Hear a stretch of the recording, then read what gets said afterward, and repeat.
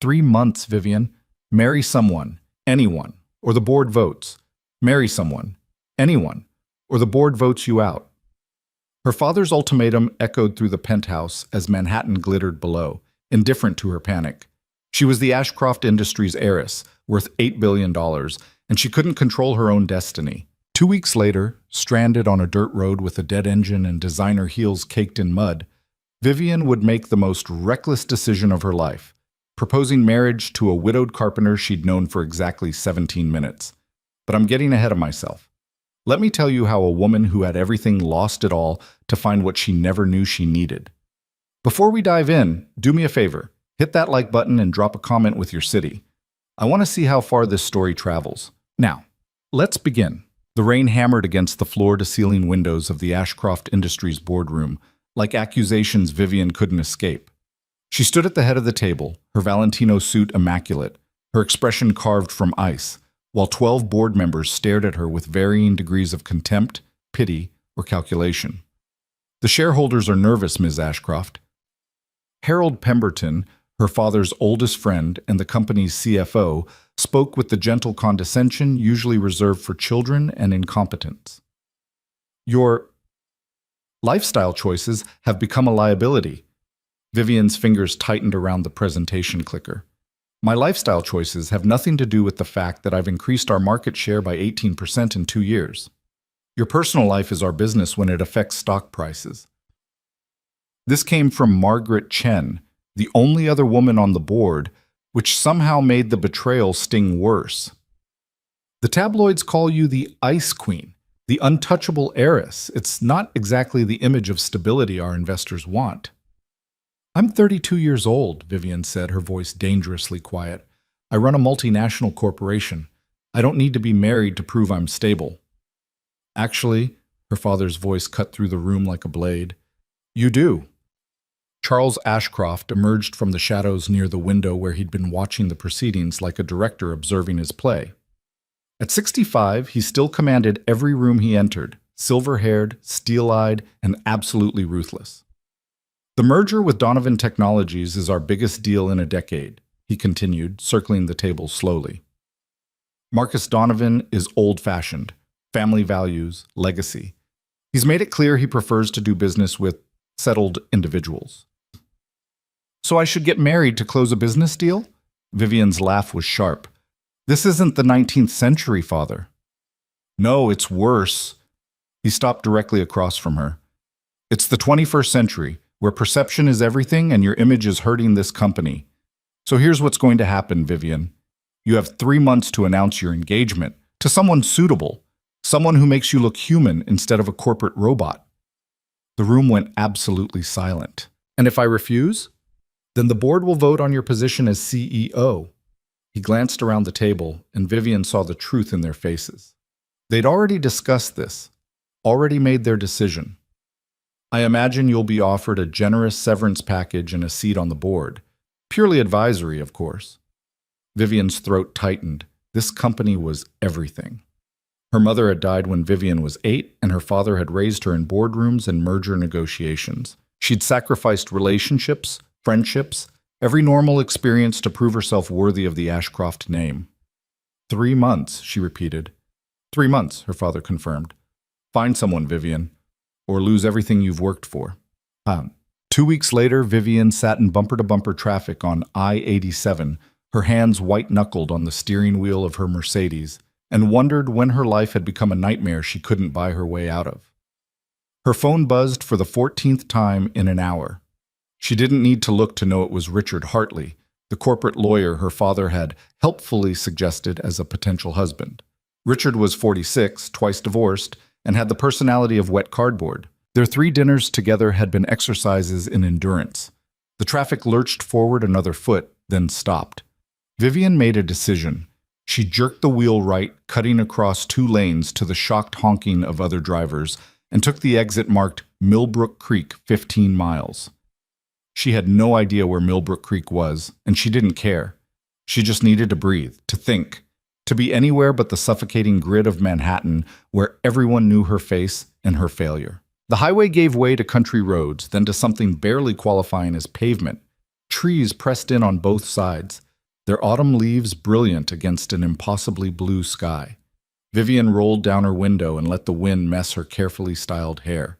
For the first time in weeks, her chest didn't feel like it was caving in. Then the engine made a sound like a dying animal, and every warning light on the dashboard lit up like Christmas. No, no, no, no. Vivian coasted to the shoulder, which was generous. It was really just a slightly flatter part of the ditch. She stared at the dash in disbelief.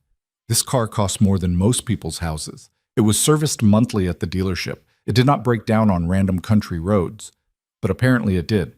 She grabbed her phone. No signal. Of course there wasn't. Vivian climbed out of the car in her Louboutin and pencil skirt, totally unprepared for the reality of rural New York in October. The air smelled like wood smoke and something sweet she couldn't identify. A bird called from somewhere in the trees. It was aggressively peaceful. She started walking. 20 minutes later, her feet screaming and her professional composure thoroughly shredded, Vivian spotted a building ahead. Not a gas station or a convenience store, but she'd take anything at this point. As she got closer, she saw it was a workshop. Weathered wood siding, a hand-painted sign that read Bennett Woodworks, and a yard full of what looked like handcrafted furniture. Through the open door, she could hear the whine of a saw. Vivian hesitated. She'd never asked a stranger for help in her life. She'd never needed to. But her phone was dead, her car was useless, and she was standing in the middle of nowhere in $1,000 shoes. Pride at this point was a luxury she couldn't afford. She walked toward the workshop. Lucas Bennett was in the middle of cutting a mortise joint when he heard the voice. "Hello? Is anyone there?" He killed the power on the saw and looked up, ready to greet Mrs. Patterson, who usually stopped by on Thursdays to pick up her repaired kitchen chair. Instead, he found himself staring at a woman who looked like she'd stepped out of a magazine and gotten very, very lost. She was tall, maybe 5'9", with dark hair pulled back in a style that probably had a fancy name. Her suit was clearly expensive, though the hem was muddy and one heel looked damaged. But it was her face that caught him. Sharp cheekbones, gray eyes that assessed everything in a single glance, and an expression that suggested she was used to people jumping when she spoke. "Can I help you?" Lucas asked, brushing sawdust off his work shirt. "My car broke down about a mile back." Her voice was clipped, professional. "I don't have cell service. Could I use your phone?" "Sure." He gestured to the ancient landline mounted on the wall. "Help yourself." She crossed to it on unsteady heels, and Lucas noticed she was favoring her left foot. City shoes, he thought, probably cost more than his truck, and about as practical for walking on gravel roads. While she made her call, Lucas studied her more carefully. Everything about her screamed money and power. The watch alone could probably fund Lily's surgery, but there was something else too. Something in the tight set of her shoulders and the exhaustion around her eyes. "They can't send a tow truck for 3 hours," she said, hanging up with barely controlled frustration. "Is there a hotel nearby? A coffee shop?" Lucas almost laughed. "This is Millbrook Creek. We have a diner, a general store, and a whole lot of nothing. Nearest hotel is probably 40 miles back the way you came." Her jaw tightened. For a second, he thought she might actually cry, which seemed impossible for someone who looked like she could freeze hell over with a glance. "I have a bench out front," he offered, surprising himself. "You could wait there. I'll make coffee." "I don't want to impose." "You already did when you walked into my shop." He said it lightly and was rewarded with the ghost of a smile. "I'm Lucas, by the way. Lucas Bennett." "Vivian." She hesitated, then added, "Ashcroft." The name meant nothing to him, but clearly she expected it to. Lucas just nodded and went to make coffee. Vivian sat on the bench Lucas had indicated, her feet throbbing, her pride in tatters, and tried to figure out how her life had become a country music song. The workshop was actually charming, in a rustic way she'd never appreciated before. The yard was full of handcrafted pieces, a rocking chair that looked like it belonged in a museum, a set of kitchen cabinets with intricate carved details, toys that were clearly made with actual skill rather than mass-produced in a factory. Lucas emerged with 2 mugs of coffee. Up close, she could see he was probably in his mid-30s, with dark hair that needed a cut, green eyes, and hands that bore the scars and calluses of real work. He wore jeans and a flannel shirt rolled to his elbows, and he moved with the easy confidence of someone comfortable in his own skin. It was deeply annoying how attractive that was.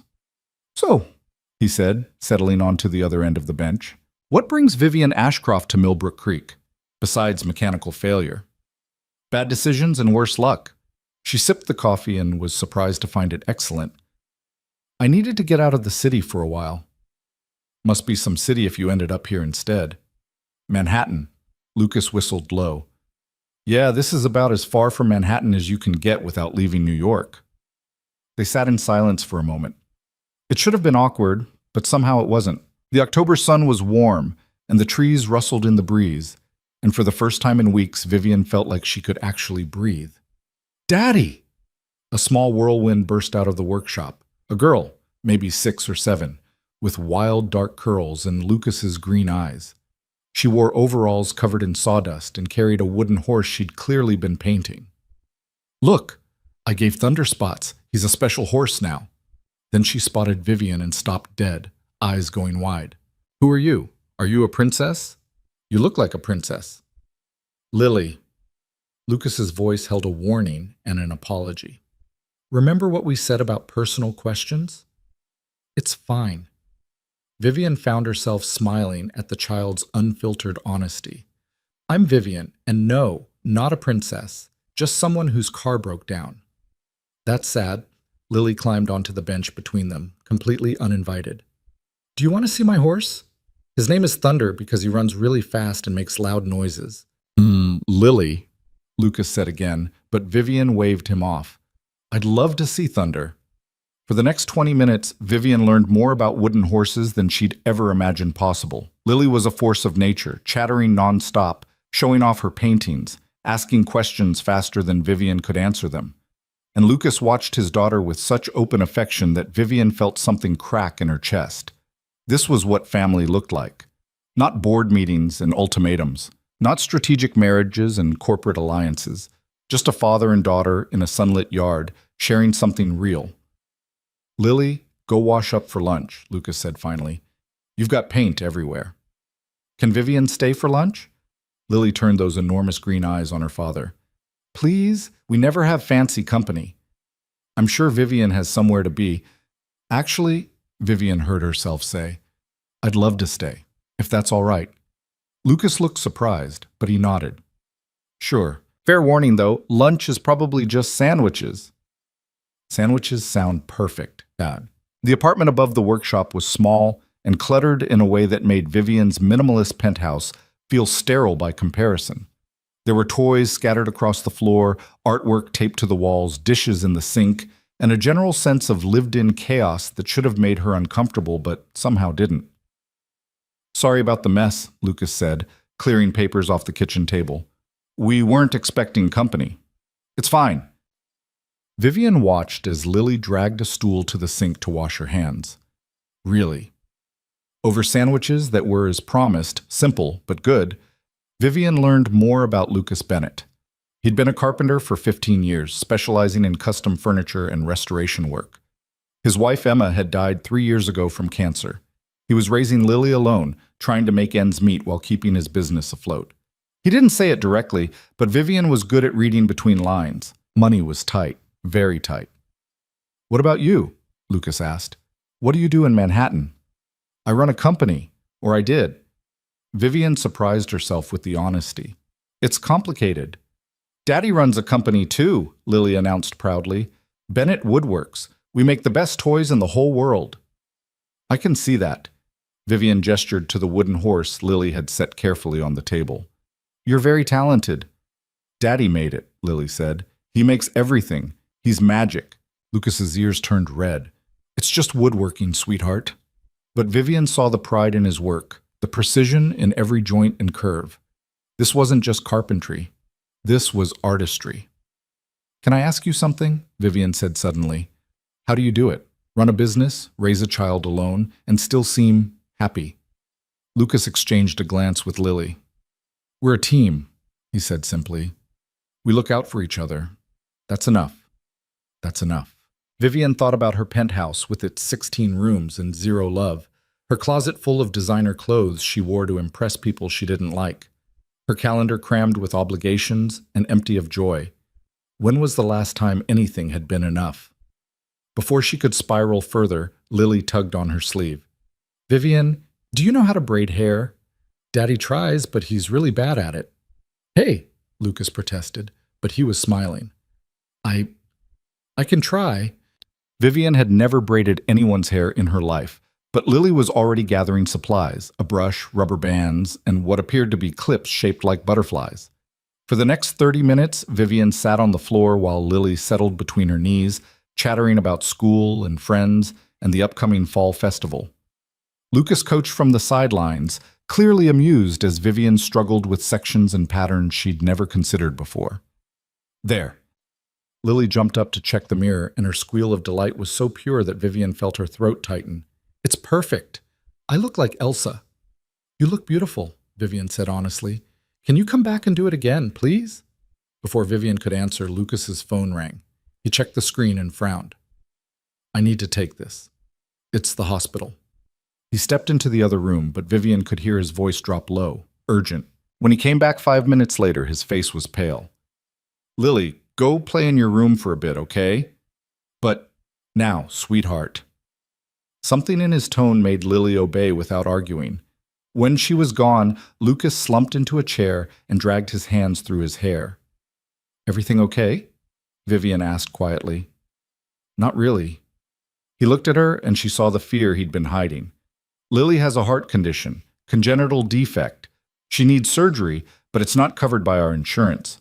The hospital just moved up the timeline. They want to do it in 4 months instead of next year." "How much?" "The surgery? About $300,000.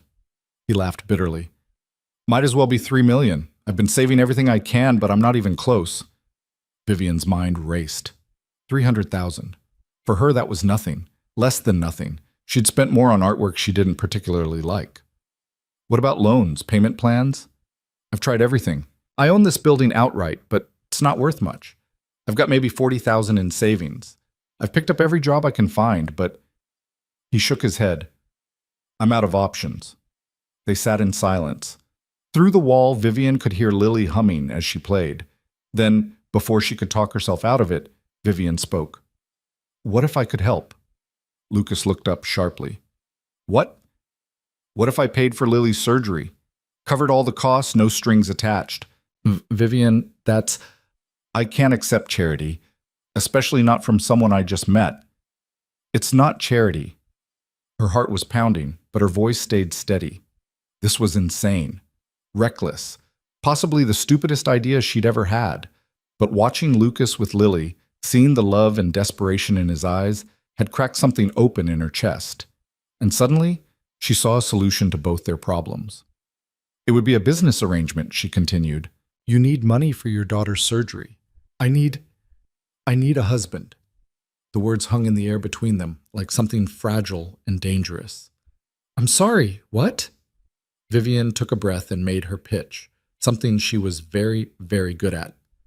"I need to be married within 3 months, or I lose my company. You need money to save your daughter's life. So here's my proposal. We get married. A contract marriage, 1 year. You play the role of my husband for public appearances, family events, whatever's necessary. In exchange, I pay for Lily's surgery, clear any debts you have, and provide a comfortable stipend for living expenses."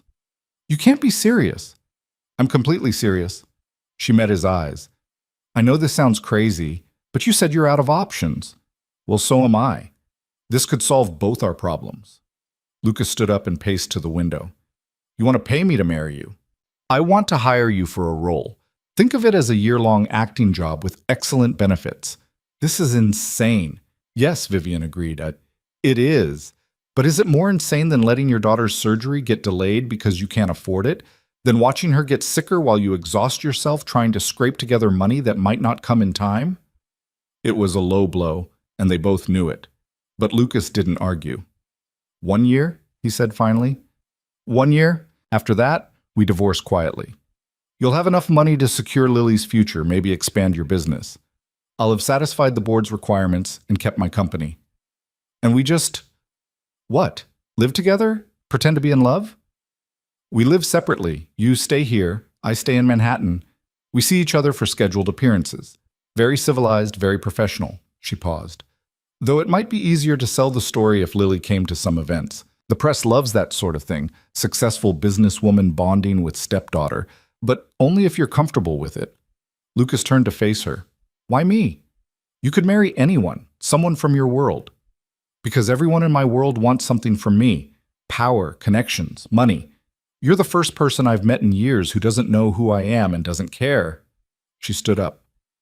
"And because I watched you with Lily, and I saw something real, something I haven't seen in a very long time." "This is crazy," Lucas said again, but there was something shifting in his expression. "Probably. So what do you say?" He looked toward Lily's room, where his daughter was still humming happily, unaware that her whole future hung in the balance. "I need to think about it." "Of course. Take the night. I'll get a hotel."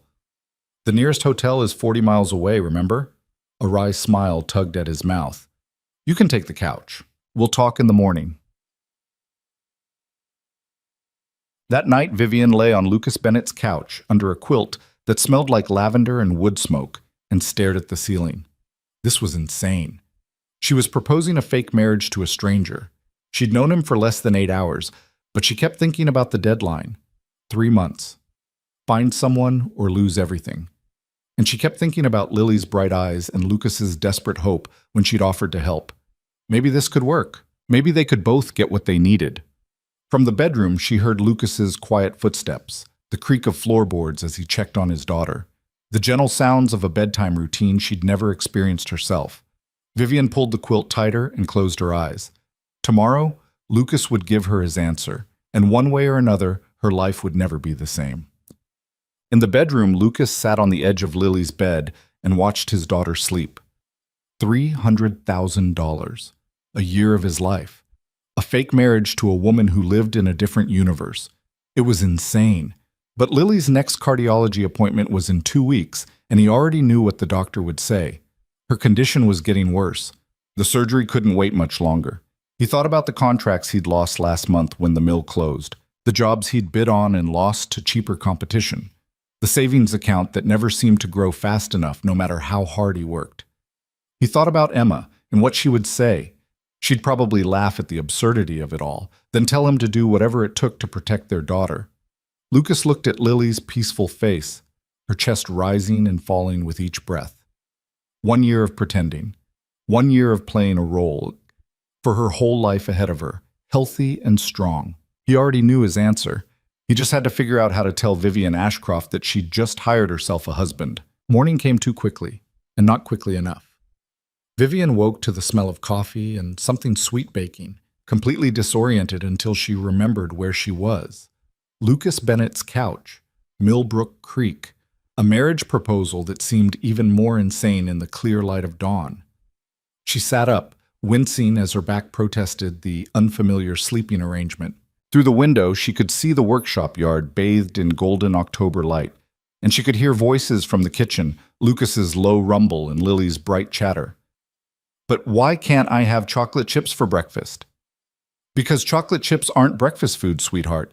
That's why we put them in pancakes." "That's basically the same thing, Daddy."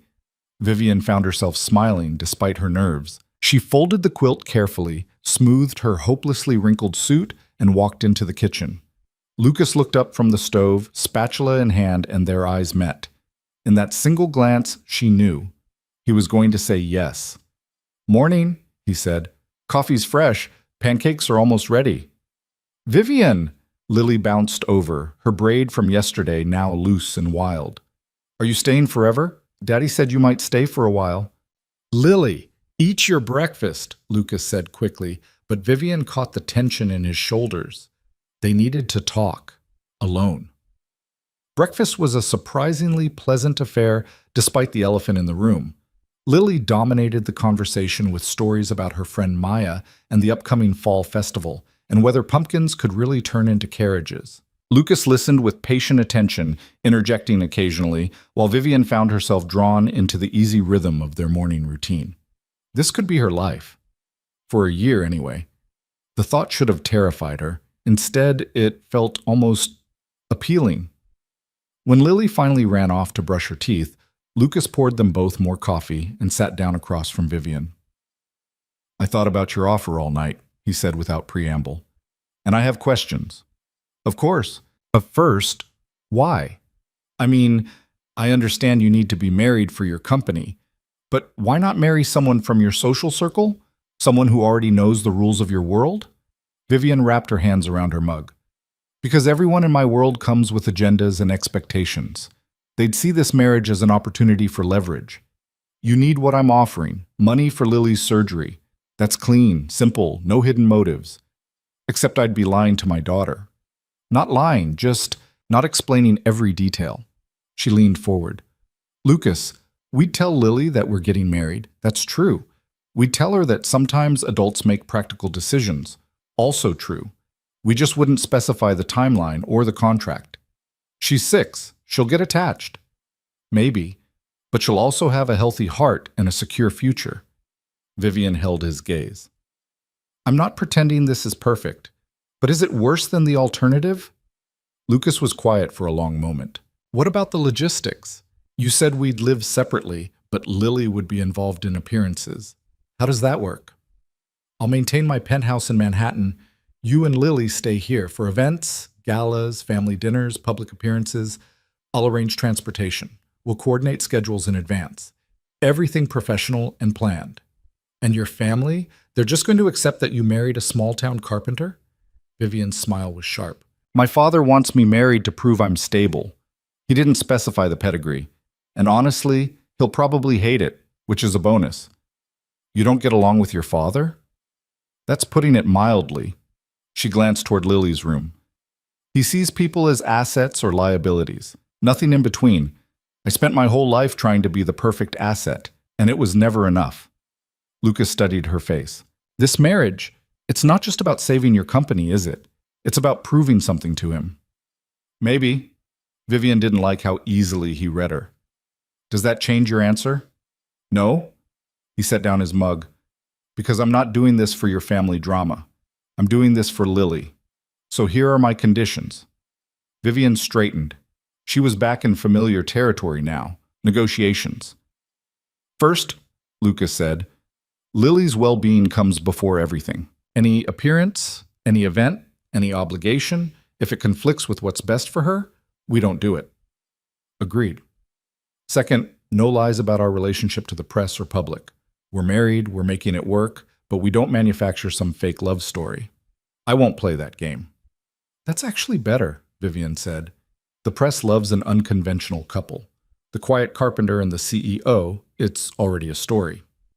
"Third, after the year is up, we go our separate ways cleanly. No drama, no recriminations. We co-parent Lily's relationship with you if she wants to maintain contact, but otherwise, we're done." Something twinged in Vivian's chest at that, but she nodded. "Of course." "And fourth," Lucas paused, "I want it in writing. Every term, every obligation, every financial arrangement. I'm not naive enough to trust a handshake deal worth hundreds of thousands of dollars." "I'll have my lawyer draw up a contract today."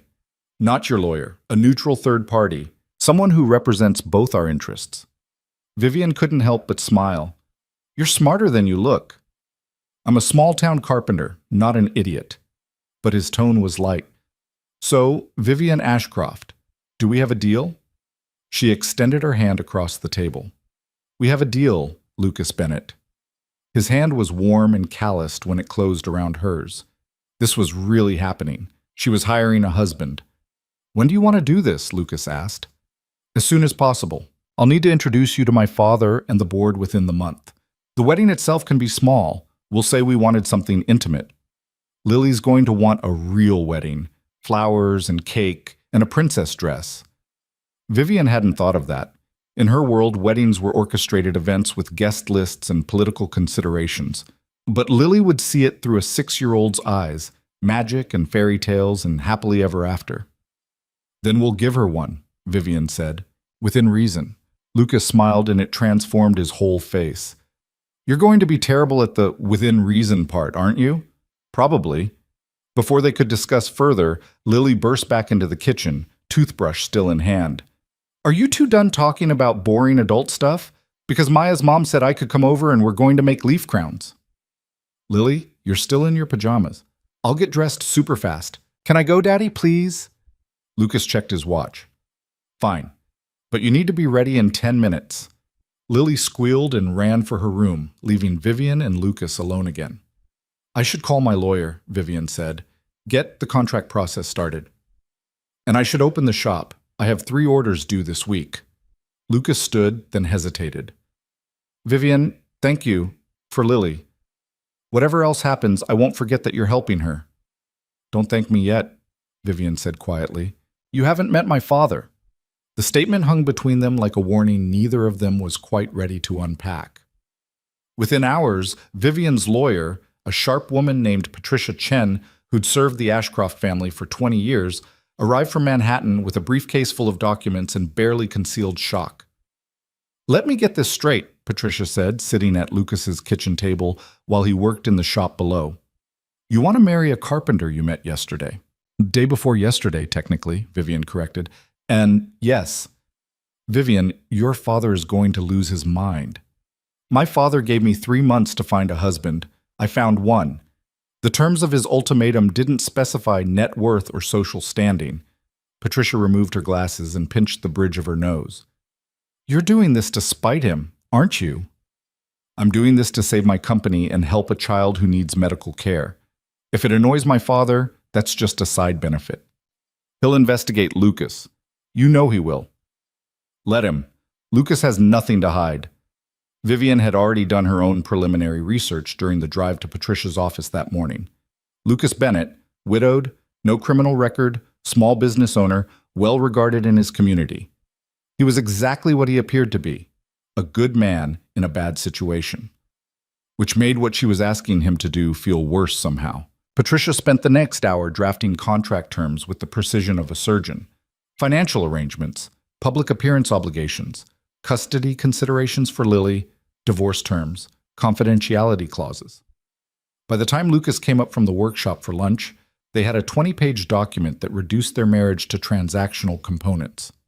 Lucas read it carefully, asking questions that proved he understood exactly what he was signing. When he reached the financial section, surgery costs, debt coverage, monthly stipend, trust fund for Lily, his hand tightened on the pages. This is too much, he said quietly. It's what we agreed to, Vivian countered. The stipend. You're offering $5,000 a month. We don't need that much. You're providing a service. Consider it payment for your time and inconvenience. I'm not a prostitute, Vivian. The word landed like a slap. Patricia looked between them with barely concealed fascination.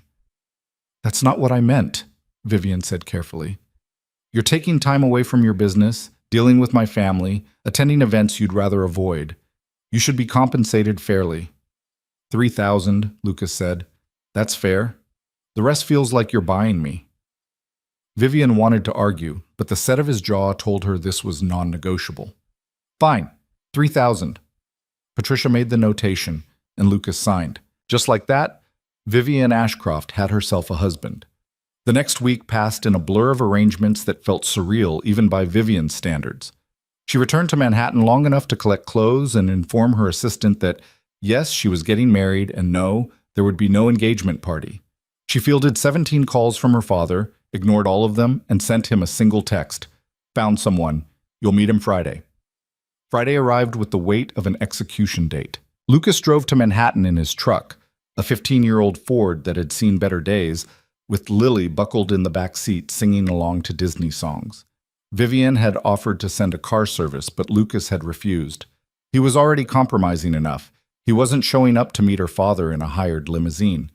Vivian met them in the lobby of Ashcroft Tower, a gleaming monument to corporate power that stretched 60 stories into the Manhattan skyline. She watched through the windows as Lucas's truck pulled up to valet parking, looking absurdly out of place among the Mercedes and Teslas. This was a terrible idea. Her father would eviscerate Lucas in minutes. Then Lucas climbed out of the truck, lifted Lily down, and straightened his tie, the only concession he'd made to the formality of the meeting, and Vivian felt something settle in her chest. He wasn't going to pretend to be something he wasn't, and somehow that was exactly what she needed. Wow, Lily breathed as they entered the lobby. Is this where you work? It's like a castle. Sort of, Vivian said.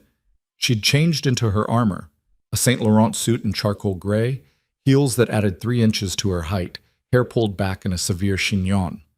Next to Lucas in his department store suit and Lily in her flower print dress, she looked like she belonged to a different species.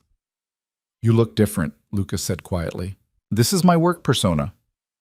It's very sharp. That's the point." She led them to the elevator. "My father's office is on the top floor. He's expecting us at 2. And he doesn't know anything about me? He knows I'm bringing my fiancée. That's all he needs to know." The elevator ride took 45 seconds and felt like 45 years. Lily pressed her nose to the glass, watching the city drop away below them, while Lucas stood very still beside Vivian. "You okay?" she asked. "I'm about to meet a billionaire who thinks I'm marrying his daughter, so no, not really." "Just be yourself. He'll hate that, but he hates everything." Very reassuring. The elevator doors opened directly into the executive suite. Charles Ashcroft's assistant, a severe woman named Margaret, who'd worked for him for 30 years, looked up from her desk and did a double take at Lucas and Lily. "Ms. Ashcroft," she said carefully, "your father is waiting. He said to send you in immediately." "Thank you, Margaret." Vivian turned to Lucas. "Ready?" "No, but let's do this anyway." They walked into Charles Ashcroft's office together, and Vivian saw her father's face go through several expressions in rapid succession: surprise, confusion, and finally, cold fury. "Vivian," he said, standing from behind his massive mahogany desk, "you said you were bringing your fiancée, not a—" He trailed off, gaze traveling over Lucas's off-the-rack suit and working man's hands before landing on Lily. "And a child. Father, this is Lucas Bennett, my fiancé, and his daughter, Lily." Vivian's voice could have frozen nitrogen. "Lucas, this is my father, Charles Ashcroft." Lucas extended his hand. "Mr. Ashcroft, nice to meet you." Charles stared at the offered hand like it might be diseased, but decades of social conditioning won out. He shook briefly, then immediately released. "Bennett," he said.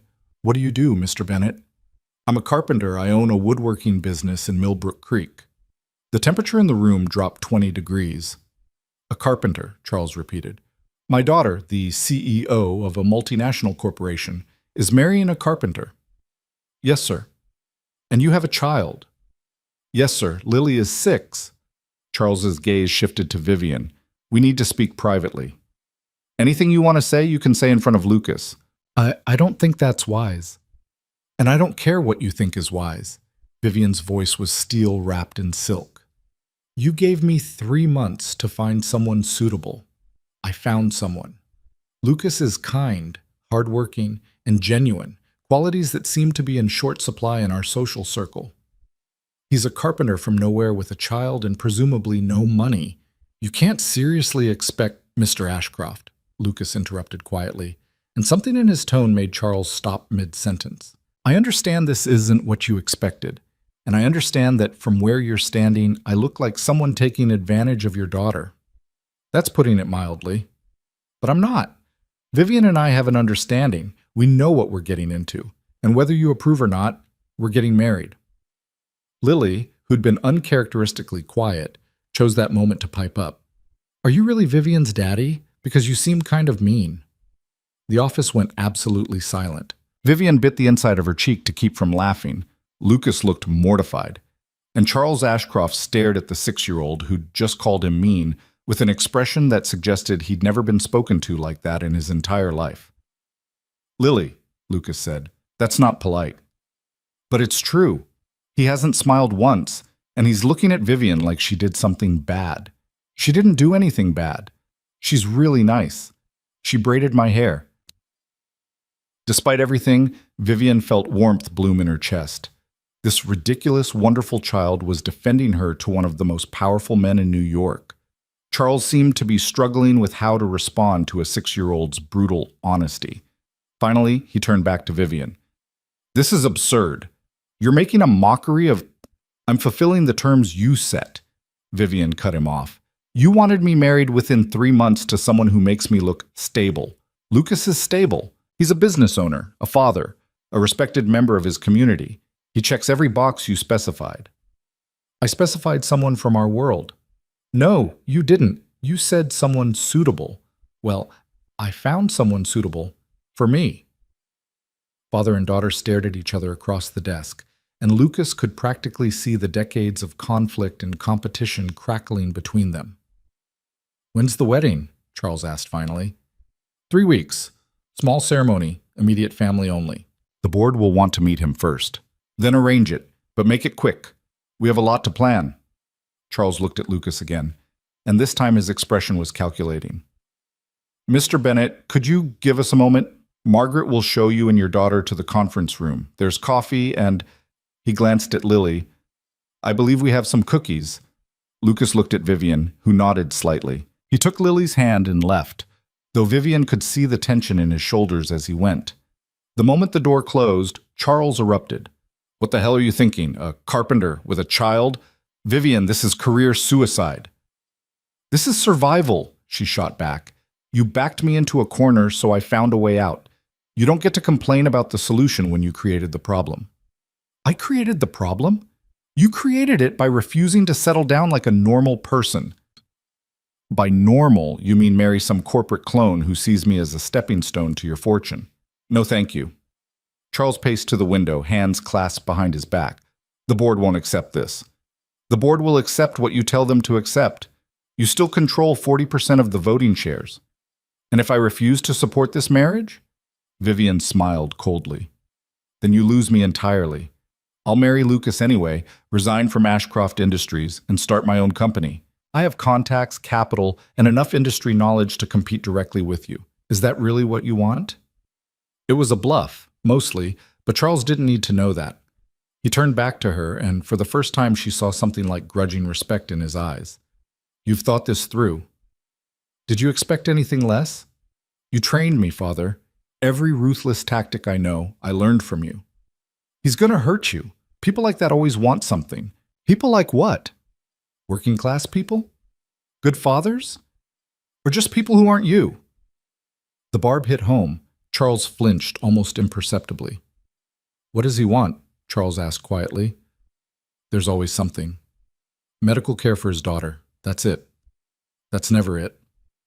Well, this time it is. Vivian moved toward the door. The wedding is in 3 weeks. You can either show up and play the supportive father, or you can stay away.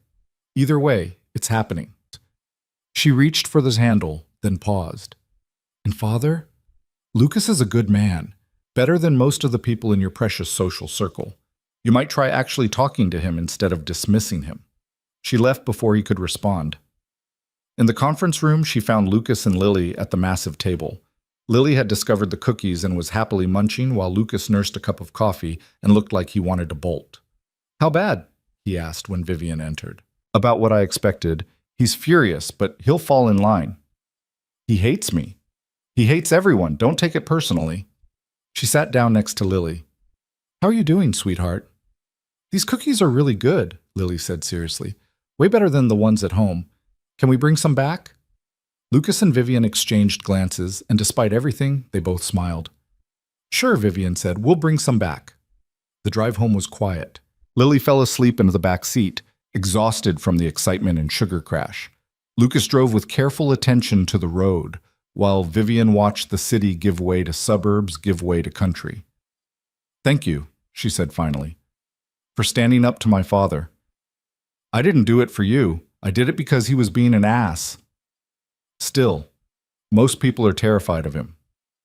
I'm terrified of lots of things. Angry billionaires just aren't high on the list. He glanced at her.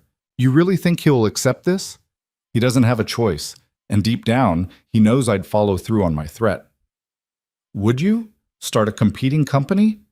Vivian considered. Honestly, I don't know.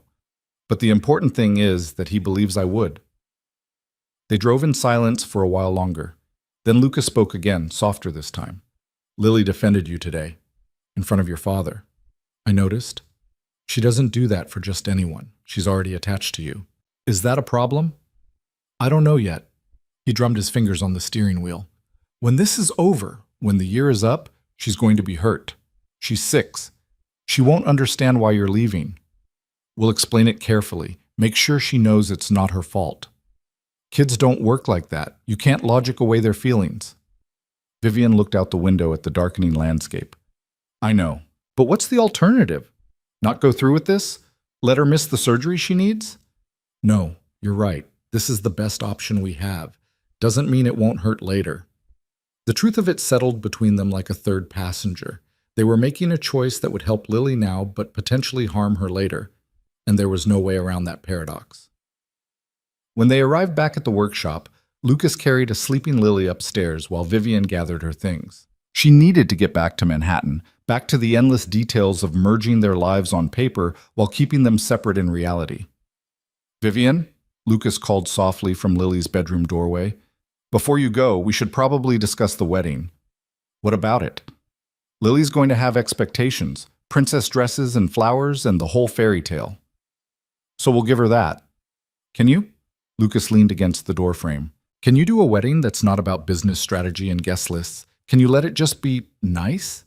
Vivian thought about the weddings she'd attended. Cold, calculated affairs designed to merge families and fortunes. She thought about her own parents' wedding photos, where her mother and father looked like strangers forced to stand together. I can try, she said. Good. Because if we're doing this, if we're bringing Lily into this arrangement, then we owe her at least one day where it feels real. He was right, and they both knew it.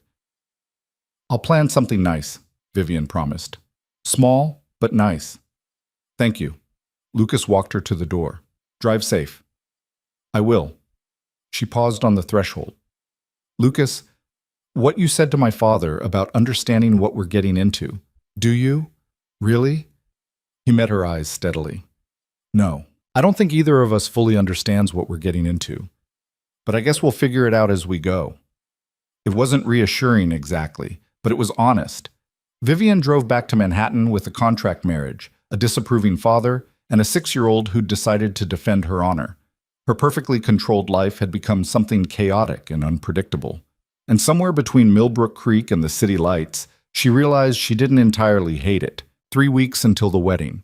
3 weeks to prepare for a marriage that was supposed to be simple and transactional and completely under control. She had no idea how wrong she was. The wedding took place on a Saturday afternoon in late October, when the trees were ablaze with color and the air carried that perfect autumn crispness that made everything feel possible. Vivian had kept her promise. It was small, but it was nice. More than nice, actually. It was almost perfect, which terrified her more than any board meeting ever had. They'd chosen a small estate outside the city, a historic property with gardens that looked like they belonged in a storybook. Vivian had hired a wedding planner who specialized in intimate ceremonies, and the woman had worked miracles with the 3-week timeline. White roses and ivy draped the arbor where they'd exchange vows. Strings of lights waited to illuminate the evening reception. A small string quartet played classical pieces that drifted across the grounds like something from another era. There were exactly 32 guests. Lucas's side included his brother Tom, who'd driven up from Pennsylvania, a few close friends from Millbrook Creek, and Mrs. Patterson from the general store who'd known Lucas since he was a boy. Vivian's side was her father, looking like he'd rather be anywhere else, 3 board members who'd made the trip out of obligation rather than affection, and Patricia Chen, who'd become something close to a friend during the contract negotiations. And Lily, of course. Lily, who'd insisted on the biggest princess dress she could find and currently twirled in the bridal suite, making the tulle skirt float around her like a cloud. Do I look like Elsa? She asked for the 15th time, spinning to face Vivian. You look even better than Elsa, Vivian said honestly. The dress was ridiculous and wonderful, layers of white tulle over a champagne-colored slip, with crystals scattered across the bodice that caught the light when Lily moved. She'd never seen a child look so purely happy. And you look like a queen, Lily said seriously, studying Vivian's reflection in the mirror. Vivian had chosen a dress that walked the line between bridal and practical, a simple sheath in ivory silk that fell to her ankles, with long sleeves and a neckline that was elegant without being dramatic.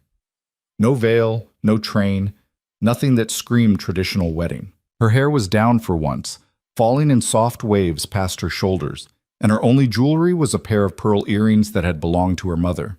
She looked like a bride. She felt like a fraud. You're not scared, are you? Lily asked suddenly. What makes you think I'm scared? You keep touching your earrings. Daddy does that with his watch when he's nervous. Vivian forced her hand down from her ear. I'm not scared, just thinking. About what? About how this whole arrangement was supposed to be simple and transactional and completely under her control. And instead she was standing in a bridal suite with a 6-year-old who looked at her like she hung the moon, about to marry a man she'd known for less than a month. And nothing about any of it felt simple anymore. About how lucky your dad is to have you, Vivian said instead. Lily grinned. I know, I'm the best. A knock on the door interrupted them. Patricia poked her head in, her expression carefully neutral. It's time, she said. Lucas is already at the arbor. You ready? No, absolutely not. This was insane. Ready, Vivian said. The walk to the ceremony felt both endless and too short. Lily skipped ahead, scattering rose petals with wild enthusiasm that had nothing to do with the careful pattern the wedding planner had demonstrated. Vivian followed, her heels sinking slightly into the grass, and tried to remember how to breathe. Then she saw Lucas waiting at the arbor, and something in her chest settled. He'd cleaned up well. Not a designer tux, he'd refused that, but a well-tailored dark suit that fit his frame perfectly. His hair was neatly trimmed, his shoes polished, and when he saw her walking toward him, his expression shifted from nervous to something softer, something almost reverent. This was an act, Vivian reminded herself, a performance for the guests. Lucas was good at playing his role, but when she reached him and he took her hand, his palm was sweating just like hers was, and she realized he was just as terrified as she was. You look beautiful, he murmured, low enough that only she could hear. You clean up nicely yourself. Lily insisted I use the cologne. I smell like a department store. You smell fine. They were stalling, both of them, and the officiant, a kind-faced woman who'd agreed to perform a secular ceremony, cleared her throat gently. Shall we begin? The ceremony itself was short. No religious elements, no lengthy sermons about love and commitment, just simple vows that Vivian and Lucas had written themselves, focusing on partnership and respect, and supporting each other through the year ahead. The words were carefully chosen to be honest without revealing the contract underneath. I promise to be your partner in all things, Vivian said, her voice steady despite the chaos in her chest, to respect your choices and support your dreams, to care for you and Lily with everything I have. Lucas's vows were simpler. I promise to stand beside you, even when it's hard, to be honest, even when the truth is uncomfortable, to build something real out of this chance we're taking together. Build something real. The words hit Vivian harder than they should have. This wasn't supposed to be real. This was business. But when Lucas slipped the wedding band onto her finger, white gold, simple and elegant, and she did the same for him, it felt real. Terrifyingly, impossibly real. By the power vested in me, the officiant said with a warm smile, I now pronounce you husband and wife. You may kiss your bride. They discussed this part. A brief kiss, nothing dramatic. Professional and appropriate. But when Lucas leaned in and pressed his lips to hers, something sparked between them that had nothing to do with contracts or performances. It lasted maybe 3 seconds, but in those 3 seconds, Vivian forgot about the guests and the arrangement and every careful wall she'd built around herself.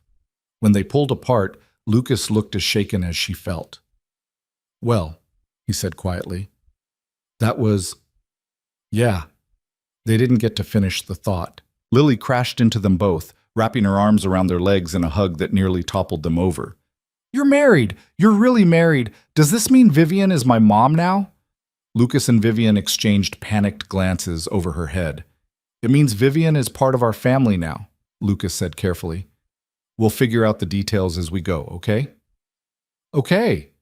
Lily seemed satisfied with that answer. She grabbed both their hands and pulled them toward the reception area. Come on, Mrs. Patterson said there's cake with 4 layers. The reception was held in a garden pavilion strung with lights that glowed like fireflies as the sun set. Dinner was served at a single long table where all 32 guests sat together, creating an atmosphere that was more family gathering than formal wedding. The food was excellent. Lucas had insisted on comfort food over haute cuisine, so they had roasted chicken and autumn vegetables and fresh bread that filled the pavilion with warmth. Vivian found herself seated between Lucas and his brother Tom. who'd spent most of the ceremony looking at her like she was an alien species. "So," Tom said as the first course was served, "you really run a multinational corporation?" "I really do." "And you married my little brother, the carpenter?" "I really did." Tom took a long drink of wine.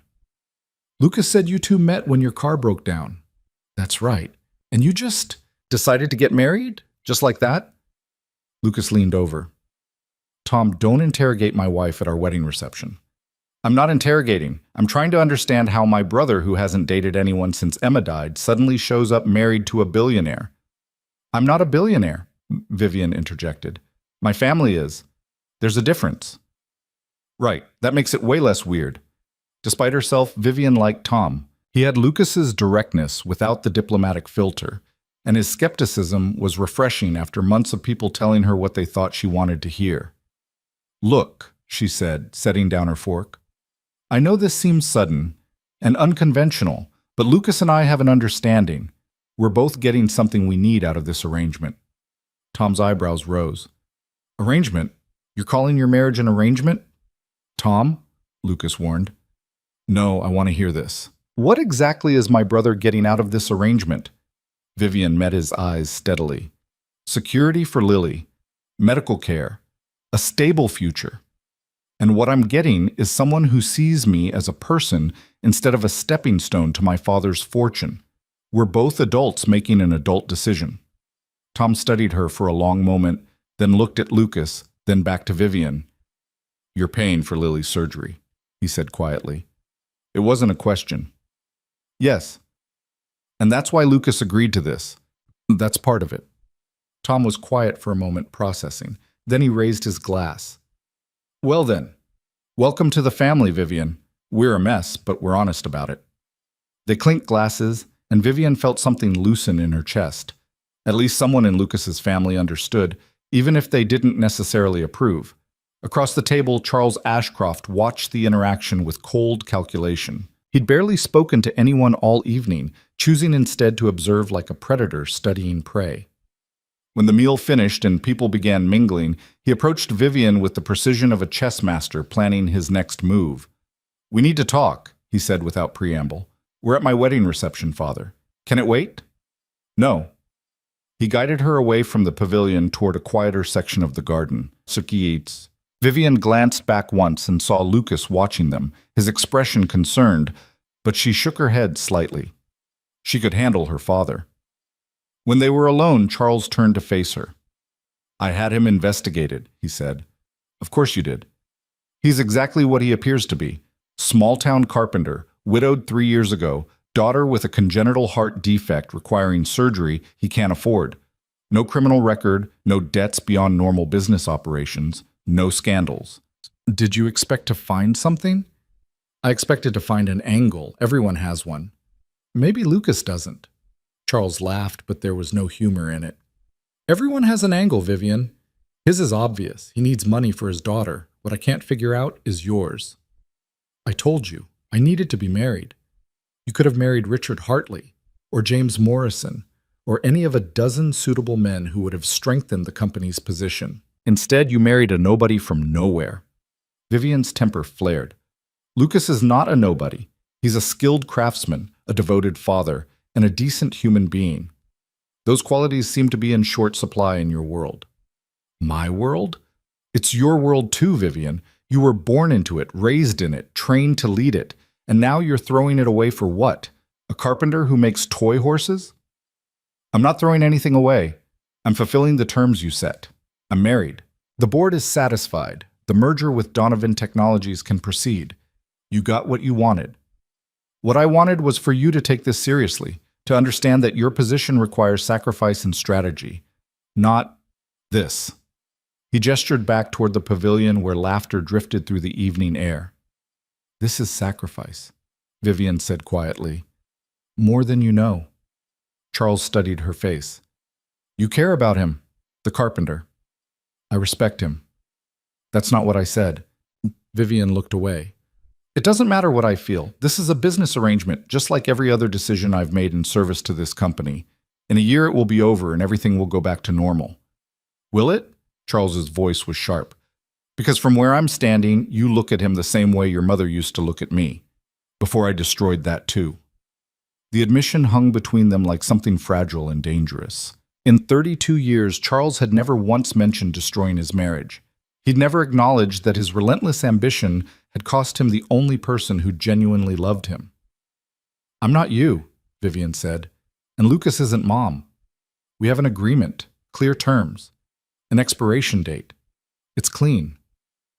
"Nothing involving actual human beings is ever clean, Vivian. You should know that by now." He walked away before she could respond, leaving her alone in the garden with truths she didn't want to examine too closely. When Vivian returned to the pavilion, the party had shifted into celebration mode. The string quartet had been replaced by a DJ playing music that had Lily and several of Lucas's friends dancing enthusiastically. The cake had been cut, 4 layers of chocolate and vanilla with buttercream frosting that Lily had declared the best thing ever, and champagne flowed freely. Lucas found her immediately, appearing at her elbow with a glass of wine and a concerned expression. "You okay? You were gone a while." "My father wanted to share his thoughts on our marriage." "Let me guess, not impressed?" "That's putting it mildly." Vivian took the wine gratefully. "He had you investigated." Lucas's expression darkened. "Of course he did. Find anything interesting?" "Just that you're exactly who you say you are." He seemed disappointed. "Sorry to be so boring." They stood together watching the dancing. Lily was teaching Mrs. Patterson some complicated move that involved a lot of spinning, and both of them were laughing so hard they could barely stand. "She's having the time of her life," Lucas said softly. "She is. This is going to hurt her when it ends, you know, more than I thought." Vivian had been trying not to think about that. "We have a year to prepare her, to help her understand." "You can't prepare a kid for loss. Trust me, I tried when Emma was dying. It doesn't work that way." The pain in his voice made Vivian's chest ache. "I'm sorry about your wife. I know this can't be easy, getting married again so soon after. It's been 3 years. That's not that soon." "Still." Lucas was quiet for a moment. "Emma would have liked you, actually. She had this thing about people being genuine. She could always tell when someone was putting on an act. And you, despite all the CEO armor and corporate speak, you're real. She would have appreciated that." It was possibly the nicest thing anyone had ever said to Vivian. "I wish I could have met her," she said honestly. "Yeah, me too." The DJ announced it was time for the first dance, and Lucas groaned. "I forgot about this part." "You forgot about the first dance at your own wedding. I was hoping it would magically skip itself." "Can't dance?" "Can't dance well. There's a difference." Vivian set down her wine glass and extended her hand. "Come on, we'll survive 3 minutes." The song was something slow and classic, Frank Sinatra crooning about love and stars, and Lucas was right, he wasn't a great dancer, but he was earnest about it, counting steps under his breath and trying hard not to step on her feet. It was endearing in a way that expensive dance lessons could never be. "You're doing fine," Vivian murmured. "I'm butchering this song." "Sinatra won't mind."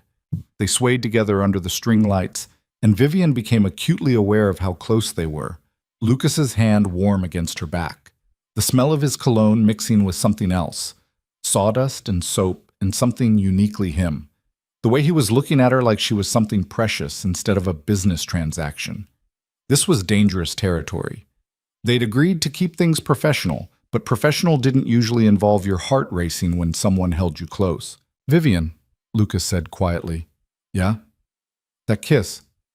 Earlier. During the ceremony." Her breath caught. "What about it?" "That was just for show, right? For the guests?" She should say yes, should laugh it off and remind him this was all performance, should rebuild the walls that were getting dangerously thin, but she couldn't make herself lie. "I don't know," she admitted. Lucas's hand tightened on her waist. "Yeah, me neither." They finished the dance in charged silence, both of them acutely aware that something fundamental had shifted between them. This wasn't supposed to happen. The contract had been clear, professional distance, separate lives, clean boundaries. But boundaries were harder to maintain when you were swaying in someone's arms under October stars, their daughter spinning nearby in a princess dress, and every single thing about the moment felt like something you wanted to keep forever. The song ended. They stepped apart. And Vivian knew, they both knew, that they were in trouble. The rest of the reception passed in a blur of congratulations and cake and dancing. Lily eventually crashed around 9, falling asleep on a cushioned bench with frosting still on her face. Lucas carried her to the car, and Vivian found herself helping to buckle the sleeping child into her seat, their hands brushing in the dark. The wedding was over, the performance complete, but as Vivian watched Lucas's truck pull away toward Millbrook Creek while she climbed into the town car that would take her back to Manhattan, she felt something twist in her chest. They'd done it, pulled off the wedding, satisfied the board, checked all the boxes. Everything was going according to plan. So why did it feel like she'd just made the biggest mistake of her life? The following Monday, reality crashed back with brutal efficiency. Vivian walked into Ashcroft Industries to find the board waiting for her with Marcus Donovan himself, the man whose merger deal had started this entire chain of events. Marcus was 73, old school money with old school values, and he studied Vivian with the shrewd gaze of someone who'd built an empire by never missing a detail. "Congratulations on your marriage, Mrs. Bennett," he said, and Vivian had to stop herself from correcting the name. She was Mrs. Bennett now, at least on paper. "Your father speaks very highly of your work." That was a lie. Charles barely acknowledged her competence, but Vivian smiled graciously. "Thank you. I'm looking forward to working together on the merger." "As am I. Though I must admit I was surprised by your choice of husband. A carpenter, I understand." Here it came. The judgment, the questions, the underlying suggestion that she'd made a foolish decision. "Lucas is a skilled craftsman and business owner," Vivian said smoothly. "He brings a perspective that's often missing in our world." And his daughter, how is she adjusting to her new circumstances? Vivian felt her protective instincts flare. "Lily is wonderful. She's bright and kind, and I ask because I have grandchildren myself," Marcus interrupted gently. "I know how important stability is for children. Blending families can be challenging." The genuine warmth in his voice surprised her. This wasn't an attack. He was actually concerned. "We're taking it one day at a time," Vivian said honestly. "But yes, Lily is adjusting well." The meeting proceeded to discuss merger terms and timelines, but Vivian couldn't shake the feeling that Marcus was evaluating more than just business metrics. He was watching her carefully, looking for something she couldn't quite identify. When the meeting ended and the board members filed out, Marcus lingered. "May I offer some advice, Mrs. Bennett?" "Of course. I built Donovan Technologies with my late wife. We started with nothing but a good idea and stubborn determination. And I'll tell you what I learned. The companies we build are only as strong as the foundations we stand on. If your marriage is strong, everything else follows. But if it's weak," he shrugged. "Well, I've seen promising empires crumble because the people at the top forgot what really mattered." "I appreciate the advice," Vivian said carefully. Marcus smiled. "You're wondering why I'm telling you this. The truth is, I like you, Vivian. You remind me of my daughter before she let this business consume her. Don't make the same mistake. Protect what you have with that carpenter of yours. Money comes and goes, but finding someone who sees you as more than a balance sheet, that's rare." He left before Vivian could formulate a response, and she sat alone in the conference room with her thoughts spiraling. Marcus thought her marriage was real. He thought she'd found something precious, something worth protecting. And the worst part was how much she wished that were true. Her phone buzzed with a text from Lucas. "Lily wants to know if you can come to dinner Thursday. She's making mac and cheese from scratch, apparently." Vivian stared at the message. Back. "I'd love to." "What time?" 3 dots back. "I'd love to." "What time?" 3 dots appeared, disappeared, appeared again. Finally, 6. "Fair warning, her cooking skills are ambitious but messy. I'll bring wine." "For mac and cheese?" "For after mac and cheese." She could almost hear Lucas laughing. "Deal." Vivian set down her phone and tried to focus on the merger documents in front of her, but her mind kept drifting to Thursday. To Lily's laughter and Lucas's quiet presence and the way their small apartment felt more like home than her 16-room penthouse ever had. She was in trouble, deep trouble, and the worst part was she wasn't entirely sure she wanted to get out of it.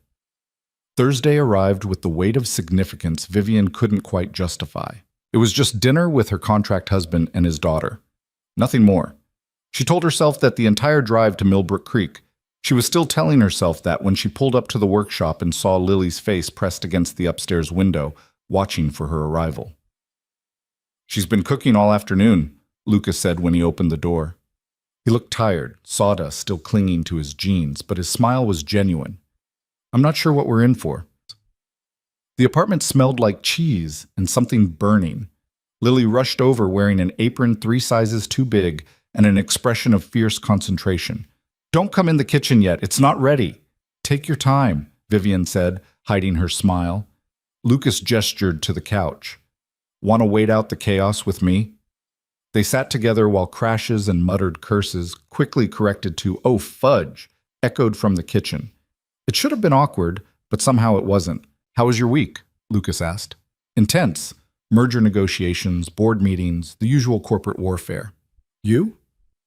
Fixed Mrs. Chen's dining table, built a bookshelf for the library, argued with Lily about homework. The usual domestic warfare. They grinned at each other, and Vivian realized this was becoming familiar. These moments where their completely different worlds collided and somehow fit together anyway. "Daddy, I need help," Lily called. Lucas stood with a resigned sigh. "Duty calls. Try not to judge too harshly." Vivian followed him to the kitchen and found a scene of beautiful chaos. Every pot appeared to be in use, cheese splattered across the counter, and Lily stood in the middle stirring a pot that was definitely boiling over. "The recipe said medium heat, but I thought high would be faster," Lily explained. Lucas immediately turned down the burner while Vivian grabbed a towel to catch the overflow. They moved around each other with surprising coordination.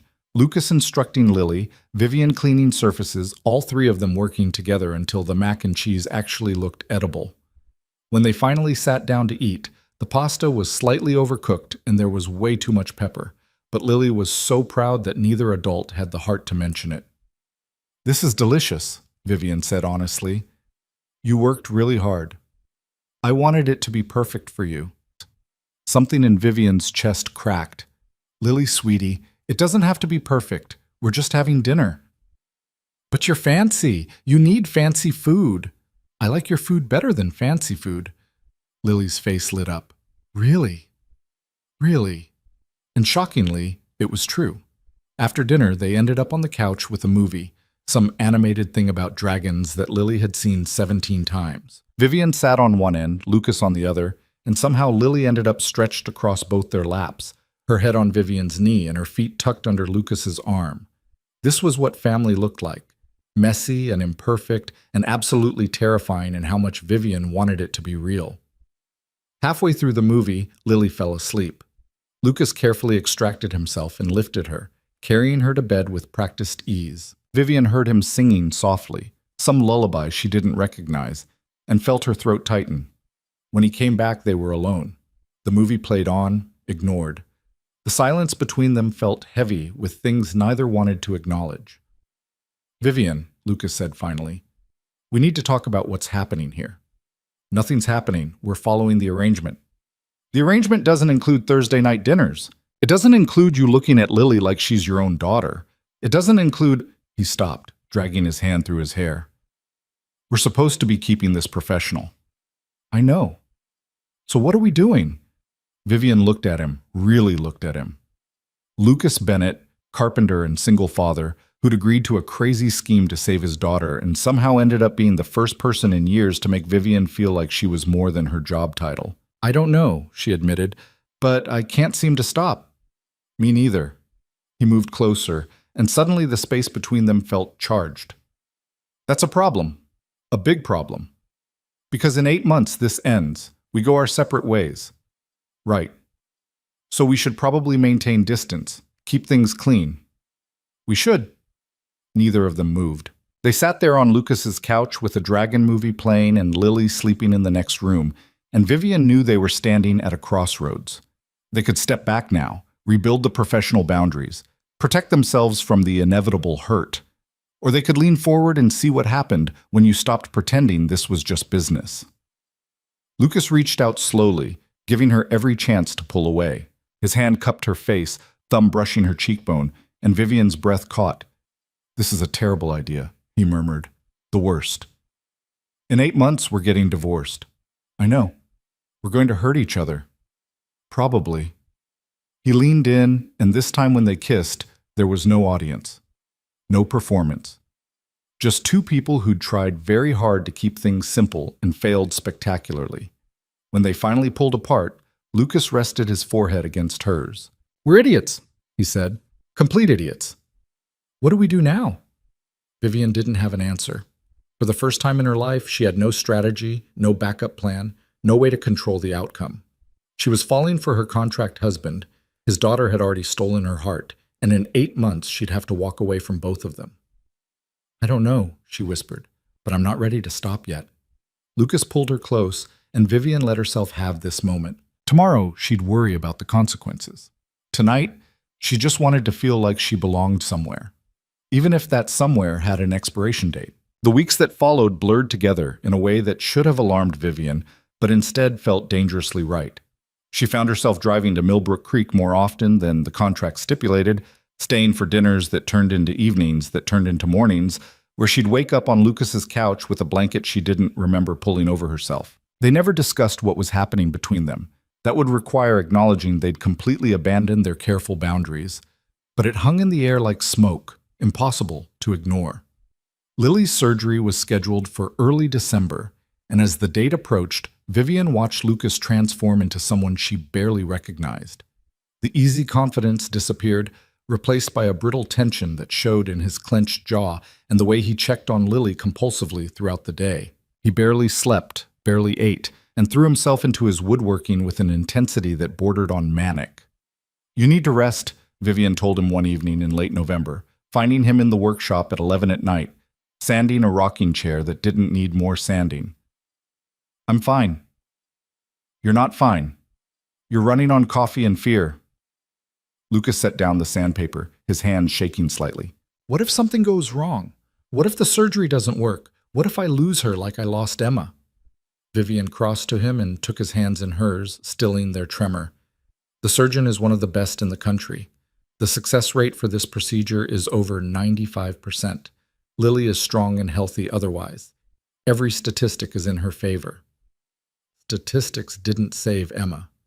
The words were raw, torn from somewhere deep inside him.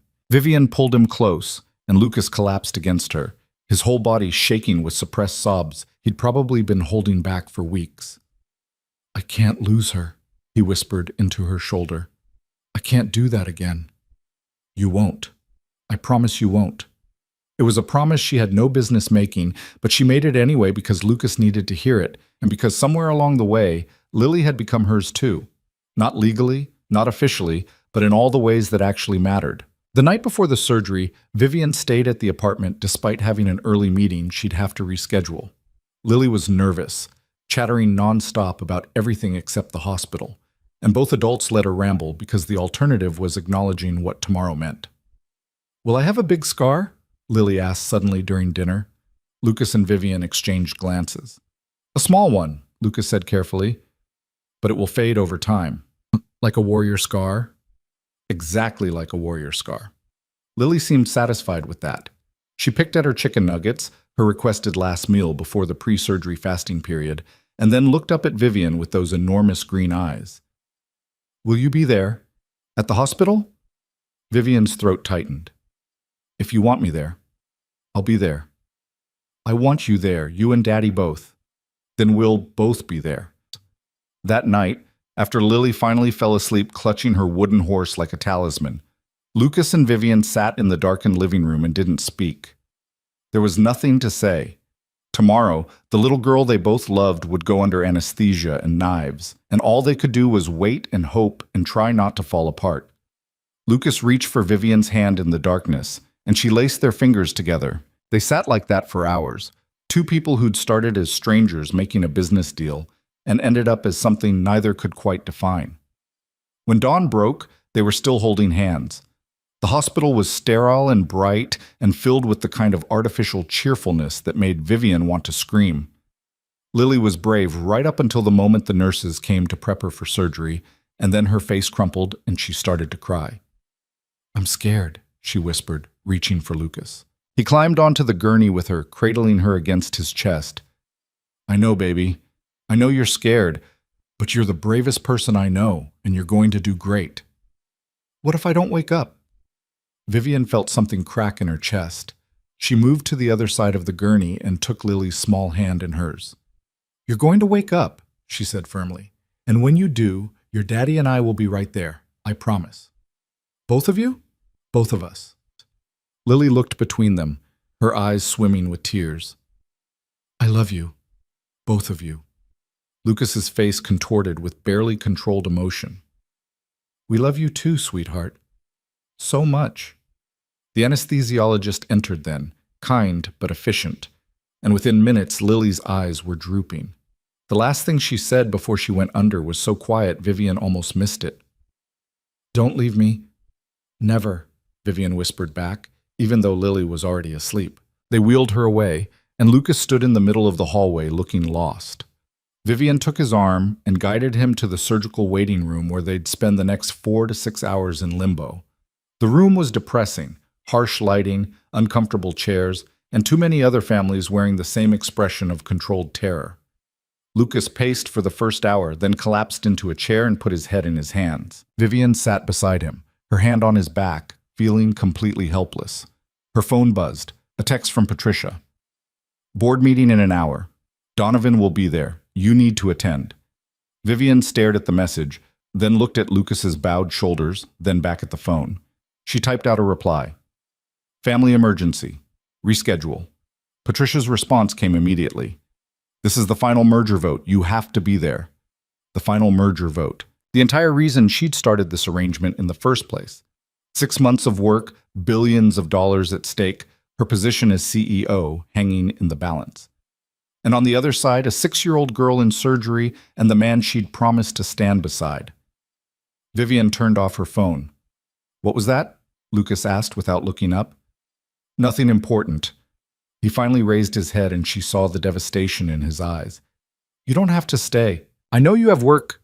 "I'm not going anywhere." "Vivian, I appreciate what you're doing, but the contract doesn't require—" "Forget the contract," she said sharply. "I'm here because I want to be here. Because Lily asked me to be here. Because you need someone and I'm not leaving you alone in this nightmare." Lucas stared at her for a long moment. "You turned off your phone. You never turn off your phone." First time for everything. Something shifted in his expression, understanding maybe, or realization that this had stopped being about contracts and obligations somewhere along the way. "Thank you," he said quietly. They waited together. Hours crawled past with excruciating slowness. Lucas's brother Tom arrived around hour 3, bringing coffee and moral support. He took one look at Vivian, still in her designer suit from yesterday, makeup smudged, hair falling out of its careful twist, and raised his eyebrows. "You look like hell," he said conversationally. "Thanks, Tom. Very helpful."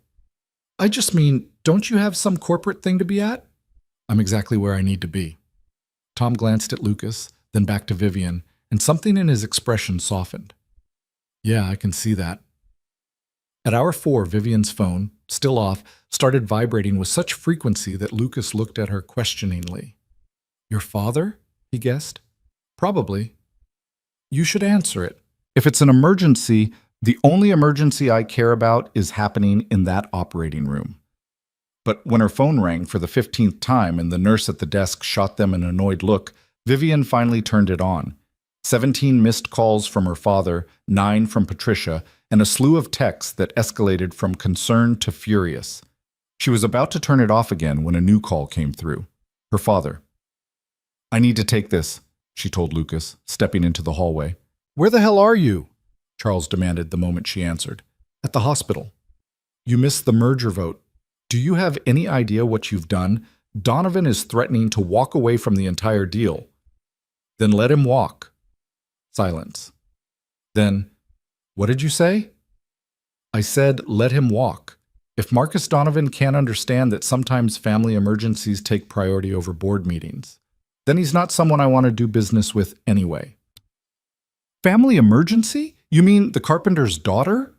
Vivian's temper, already frayed from stress and fear, snapped completely. Her name is Lily. She's 6 years old, she's in surgery right now, and she's terrified. So yes, Father, this is a family emergency, and if you can't understand that, then we have nothing more to discuss. Vivian, be reasonable. I'm done being reasonable. I'm done sacrificing everything for a company that will never be enough to make you respect me. I'm done pretending that board meetings and merger deals matter more than actual human beings. You're throwing away everything we've built. No, Vivian said, her voice deadly calm. I'm choosing something worth keeping for once in my life. She hung up before he could respond, her hands shaking with adrenaline and something that felt like freedom. When she returned to the waiting room, Lucas took one look at her face and stood. What happened? I think I just quit my job. You what? Vivian laughed, slightly hysterical. I missed the final merger vote. My father is furious. The deal might fall through. And honestly, I don't care. Tom whistled low. That's... wow. Yeah. Vivian sat down heavily. Wow is right. Lucas sat beside her, studying her face. Are you okay? I don't know. Ask me when Lily wakes up. They fell back into waiting, but something had shifted. Vivian had just blown up her entire career for a little girl who wasn't even legally hers, and a man she was supposed to divorce in 6 months. It was possibly the most impulsive, irrational decision she'd ever made. It also felt like the first truly honest thing she'd done in years. Finally, after what felt like several lifetimes, the surgeon emerged. Dr. Shaw was a small woman with steady hands and a warm smile, and when she spotted them, her expression was reassuring. The surgery went perfectly, she said, and Lucas made a sound like all the air had been punched out of him. Lily did beautifully. We repaired the septal defect and reinforced the valve. She'll need to stay in the hospital for about a week for monitoring, but I expect a full recovery. Lucas was crying openly now, not even trying to hide it. Tom clapped him on the shoulder while Vivian felt her own vision blur with tears she'd been holding back for hours. Can we see her? Lucas managed. She's in recovery now. Give us about 30 minutes to get her settled in the ICU, then you can visit, 2 at a time. When Dr. Shaw left, Lucas turned to Vivian and pulled her into a fierce hug. Thank you, he said into her hair, for being here, for staying, for... His voice broke. For everything. Vivian held him tight and tried not to think about how right this felt, how much she wanted this to be her life instead of a temporary arrangement, how completely she'd fallen for both Bennett members despite knowing better. They were allowed into the ICU exactly 32 minutes later. Lily looked impossibly small in the hospital bed, surrounded by monitors and IV lines, her chest rising and falling with steady precision. But her color was good, and when Vivian touched her hand, it was warm. Lucas sat beside the bed and held Lily's other hand, speaking quietly, even though she was still unconscious. You did it, baby. You were so brave. The doctor says you're going to be completely healthy. You can run and play and do everything normal kids do. You're going to have a whole lifetime ahead of you. His voice broke on the last words, and Vivian felt her own tears spill over. This was what love looked like. Not grand gestures or expensive gifts, but a father sitting beside his daughter's hospital bed at 2 a.m, promising her a future he'd sold a year of his life to secure. Lily didn't wake that night, but the monitors stayed steady, and the nurses assured them she was progressing perfectly. Around 4 a.m, Vivian convinced Lucas to try to sleep in the parent room down the hall. Tom had left hours ago, promising to return in the morning, and the hospital had settled into that strange quiet that exists only in the small hours. Vivian stayed with Lily, holding her small hand and watching her chest rise and fall. At some point, exhaustion pulled her under, and she dozed in the uncomfortable chair beside the bed. She woke to someone touching her hair gently. Lily's eyes were open, still drowsy with medication but aware. You stayed, Lily whispered. I promised I would. Where's Daddy? Sleeping. Should I get him? Lily shook her head slightly. Not yet. Can you stay with me? As long as you want. They sat together in the pre-dawn quiet, and Lily's small hand tightened on Vivian's. Does it hurt? Vivian asked. A little, but not too bad. Lily was quiet for a moment. Vivian, are you going to be my mom now? Like, forever? The question landed like a physical blow. Vivian had known this was coming, had dreaded it actually, but she still wasn't prepared. Lily, sweetheart, because I really want you to be. You're nice, and you make Daddy smile, and you're really good at braiding hair now. You'd be a really good mom. Vivian's throat closed completely. She thought about the contract tucked away in her penthouse safe, about the 8-month countdown to their divorce, about how she'd agreed to this arrangement specifically because it had an expiration date, and now that date felt like a guillotine hanging over everything good in her life. I care about you very much, Vivian said carefully, and I'm going to be in your life for as long as you want me there. It wasn't an answer, and Lily was smart enough to know it. Her face fell slightly. But you're not staying forever. I don't know what forever looks like yet, honey, but I know I'm here right now, and that's what matters. Lily considered this with the serious expression of someone much older than 6. Okay, can you hold my hand more? It makes me feel better. Of course. They stayed like that until Lucas woke and came rushing in, his relief at seeing Lily conscious almost bringing him to his knees. The rest of the day passed in a blur of doctors and nurses and visitors. Tom brought Lily's favorite stuffed animals. Mrs. Patterson from the general store sent flowers, and even some of Lucas's customers stopped by with well wishes. But the most surprising visitor came that evening. Vivian was alone with Lily. Lucas had finally been convinced to go home and shower when Charles Ashcroft walked into the ICU with the hesitation of someone entering foreign territory. "Father," Vivian said, standing abruptly, "what are you doing here?" "I came to see my daughter." He looked at Lily in the hospital bed, and something flickered across his face.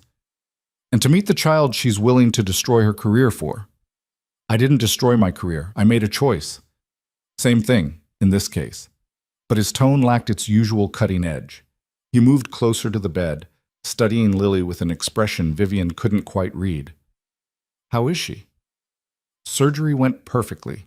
She'll make a full recovery." Charles nodded slowly. Then, to Vivian's shock, he pulled a chair up beside the bed and sat down.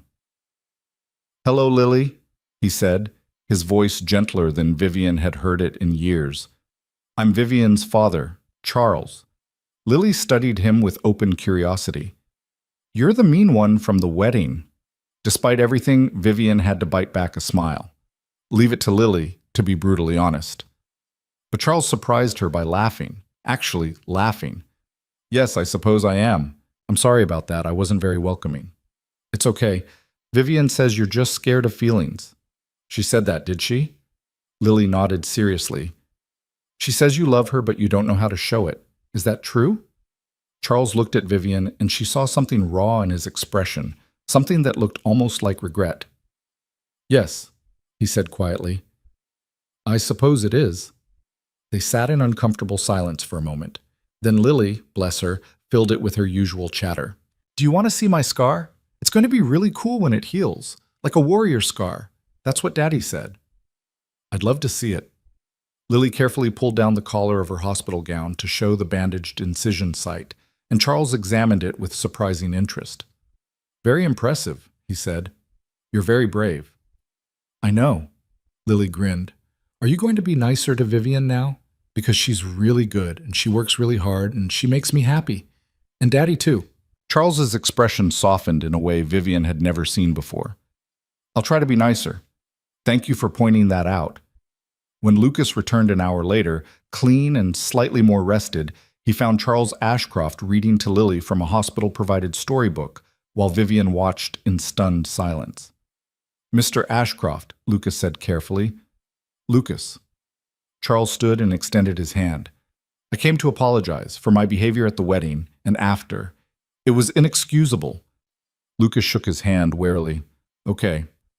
And to tell you both that I spoke with Marcus Donovan this afternoon. He's agreed to proceed with the merger despite the missed vote. He said," Charles glanced at Vivian, "he said anyone who'd choose family over a board meeting is exactly the kind of person he wants running the combined company." Vivian felt her jaw drop. "What?" "Apparently, his own daughter missed his birthday last year for a merger negotiation, and he's regretted not saying something ever since. Your choice reminded him what actually matters." Charles's smile was wry. "Congratulations, Vivian. You saved the merger by walking away from it." "I don't understand." Neither do I, frankly. But Marcus wants to move forward. The board is satisfied, and your position is secure. He paused. If you still want it. Did she? Vivian looked at Lily in the hospital bed, at Lucas standing protectively nearby, at the life she'd accidentally built in Millbrook Creek. Then she thought about Ashcroft Industries and the years she'd spent proving herself in the work she actually did care about despite her father's issues. I want it, she said slowly, but on different terms. I want to work from Millbrook Creek 3 days a week.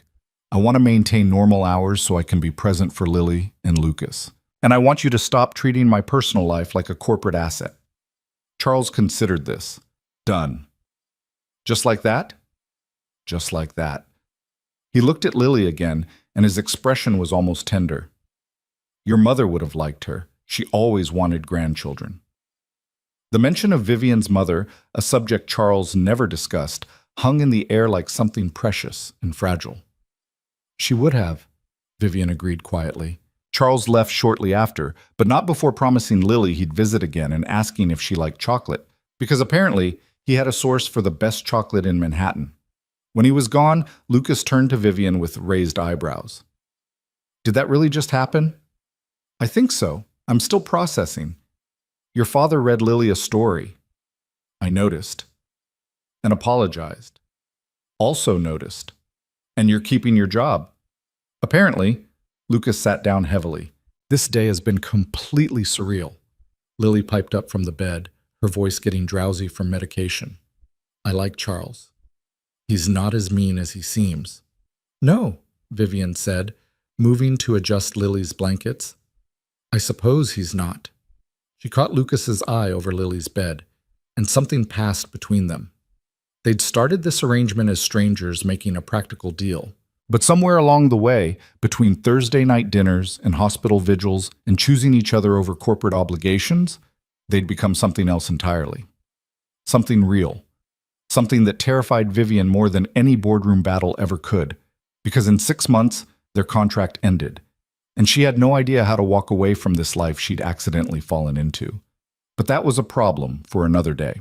Right now, Lily was safe and healing. Lucas was here beside her, and for once in her life, Vivian wasn't thinking 3 moves ahead. She was just here, in this moment, holding the hand of a little girl who'd called her brave and standing beside a man who'd shown her what it meant to be genuinely loved. The contract said they had 6 months left. Vivian suspected her heart had already made a different timeline entirely. Lily's recovery progressed faster than anyone expected. Within a week, she was demanding to go home, complaining that hospital food was terrible, and the nurses kept waking her up to check if she was sleeping. The doctors cleared her for discharge with strict instructions about rest and limited activity, which Lily immediately tried to negotiate. But what if I rest while building a pillow fort? She asked Dr. Shaw with the earnest logic of a 7-year-old. Light pillow fort construction only, Dr. Shaw said with barely concealed amusement. Nothing weight-bearing. The ride home from the hospital felt surreal. Lucas drove with exaggerated care while Lily chattered about everything she wanted to do now that her heart was fixed. Vivian sat in the back seat with her, hyper-aware that this moment marked a shift. The surgery was done. The crisis had passed. And now they had to figure out what came next.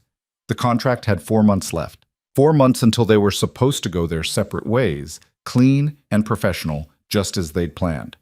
The thought made Vivian feel physically ill. When they pulled up to the workshop, Tom was waiting on the porch with balloons and a banner that read, "Welcome home, Lily," in handmade letters. Mrs. Patterson had apparently organized half of Millbrook Creek because the apartment was filled with casseroles and flowers and cards from people Vivian barely knew, but who clearly loved Lucas and Lily. Small towns, Lucas said with a wry smile, surveying the chaos. They take care of their own. Vivian thought about her sterile Manhattan penthouse, where she didn't know her neighbors' names, and no one would notice if she disappeared for a week. Yeah, she said quietly. They do. That night, after Lily was settled in bed and the well-wishers had finally left, Lucas and Vivian stood in the kitchen surrounded by enough food to feed them for a month. I should probably head back to Manhattan, Vivian said, not moving. I've been away from the office for almost 2 weeks. You could stay? Lucas's voice was careful. There's no rush to leave. Lucas, I know. I know we have an agreement. I know there's an expiration date. He moved closer, his eyes searching hers. But Vivian, we're way past pretending this is just a contract marriage. We can't do this right now. Lily just got out of the hospital. Everything's emotional and… Stop. Lucas caught her hand. Stop making excuses. We've been dancing around this for months. At some point, we need to actually talk about what's happening between us. Vivian pulled her hand away, suddenly furious. What do you want me to say? That I've fallen for you? That I care about Lily like she's my own daughter? That the thought of leaving in 4 months makes me want to throw up? Yes, that's exactly what I want you to say. Well, I can't, because saying it makes it real, and making it real means I have to deal with the fact that I signed a contract promising to walk away. And I don't know how to break promises, Lucas. It's literally the only thing I'm good at, keeping my word and following through on agreements. Even when those agreements are destroying you? Especially then.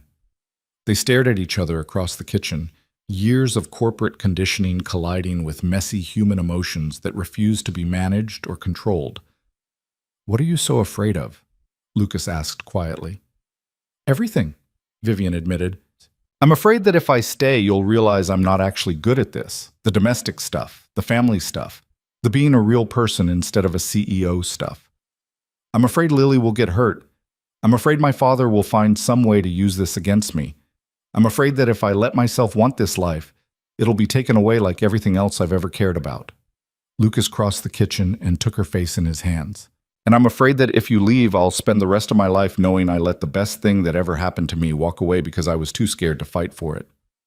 Lucas, I love you, Vivian. I'm in love with you. Not the CEO, not the heiress, not the woman who paid for Lily's surgery. You, the person who learned to braid hair even though you'd never done it before.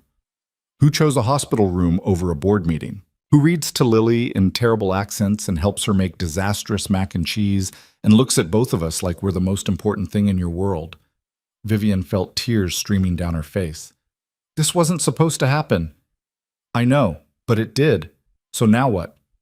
Before Vivian could answer, a small voice came from the doorway. Are you guys fighting? They sprang apart guiltily. Lily stood there in her princess pajamas, clutching her wooden horse and looking worried. No, sweetheart, Lucas said quickly. We're just talking. It sounded like fighting. Lily's lower lip trembled. Are you going to leave, Vivian? Is that what you're talking about? Vivian knelt down to Lily's level, her heart breaking at the fear in those green eyes. Lily, honey, it's complicated. Adults always say that when they don't want to tell the truth. Lily's voice was small. My friend Maya's parents said it was complicated right before her dad moved out. Are you moving out? I don't live here, sweetheart. I never did.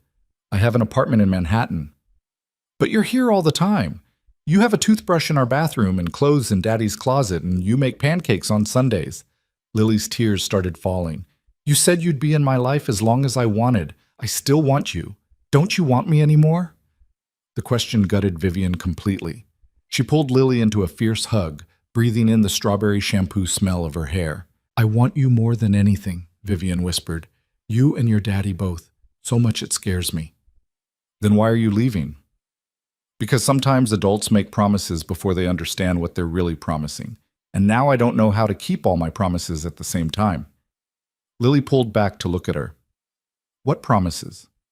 Vivian glanced at Lucas, who nodded slightly. They'd agreed to be honest with Lily about the contract when the time came. Apparently, the time was now.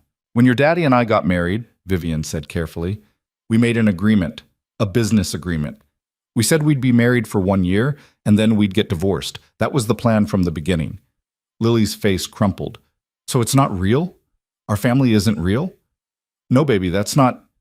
Lucas started, but Lily cut him off. You lied to me. Both of you lied. You said you were getting married, but you didn't say it was fake.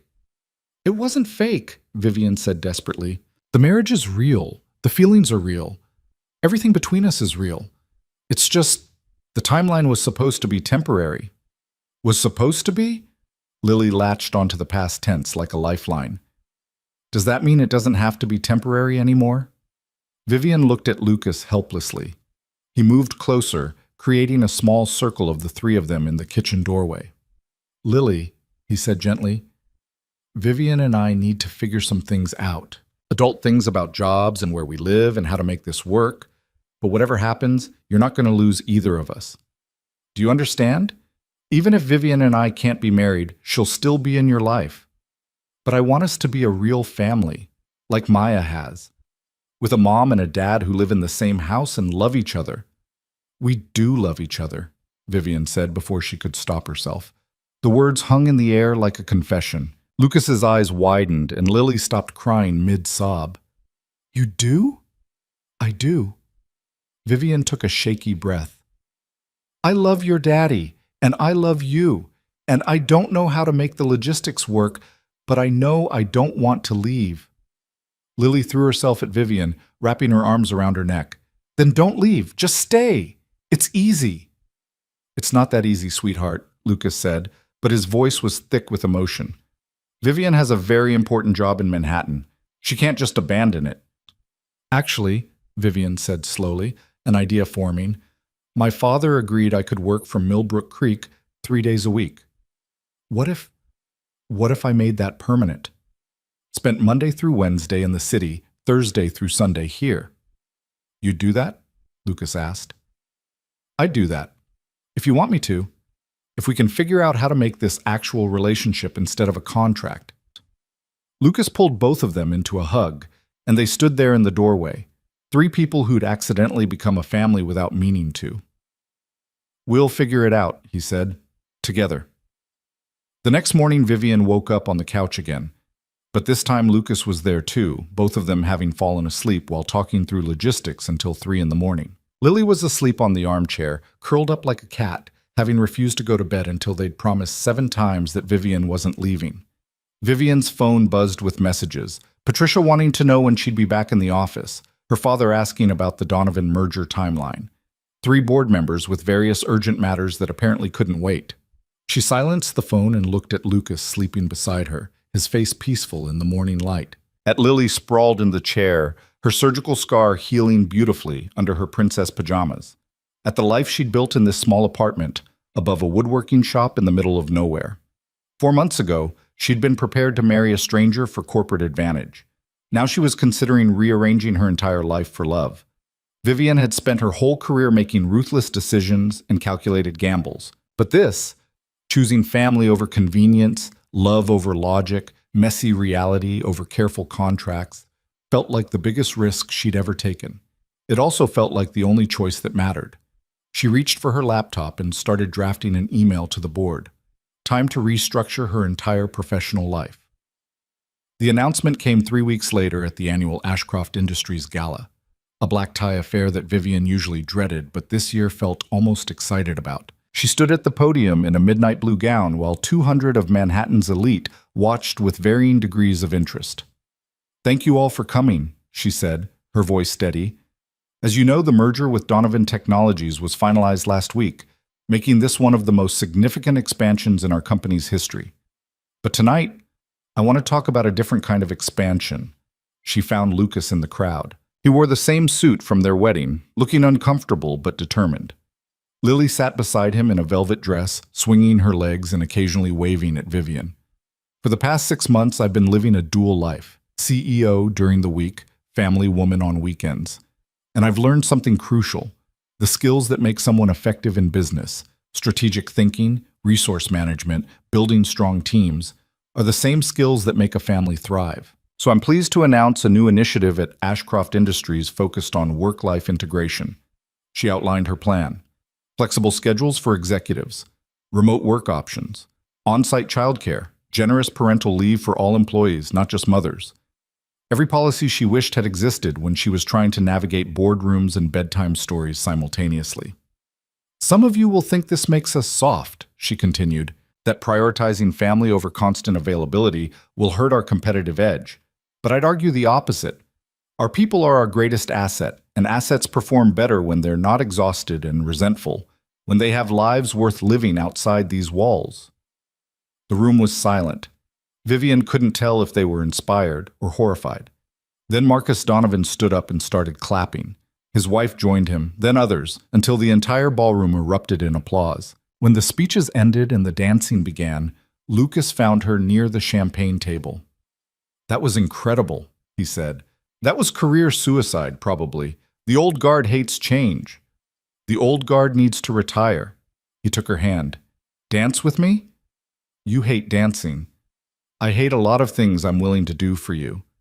They swayed together on the dance floor, and Vivian realized she didn't care who was watching or what they thought. She was dancing with her husband, her real husband, not the contract version, and their daughter was giggling at a nearby table with Charles, who'd apparently decided being a grandfather was his new project. "I have something for you," Lucas said, reaching into his jacket. He pulled out a small wooden box, intricately carved with a pattern of roses and vines. Inside was a ring, not the simple band she wore now, but something clearly handmade. White gold inlaid with tiny diamonds that caught the light like captured stars. "I made it," Lucas said. "Took me 3 weeks to get the stone settings right. It's not as fancy as what you're probably used to." "It's perfect," Vivian's voice cracked. "Lucas, you made me a ring?" "I made you a ring." He slipped it onto her finger beside the wedding band. "I know we're already married, but that was for the contract. This is for real. For choosing to stay even when you had every reason to leave. For loving Lily like she's yours. For loving me when I'm covered in sawdust and terrible at dancing. I don't deserve this. You deserve everything." He pulled her closer. "Vivian Ashcroft Bennett, will you stay married to me? Not for a contract or a merger or corporate optics, but because we're building something real together?" Vivian looked at the ring on her finger, imperfect and handmade and more valuable than anything money could buy. "Yes," she whispered. "Yes, I'll stay married to you." They kissed right there on the dance floor, and somewhere nearby Lily cheered loudly enough that half the ballroom turned to look. Vivian didn't care. Let them look. Let them judge. She'd spent 30 years caring what Manhattan society thought of her, and she was done. She was choosing Millbrook Creek, choosing family, choosing love.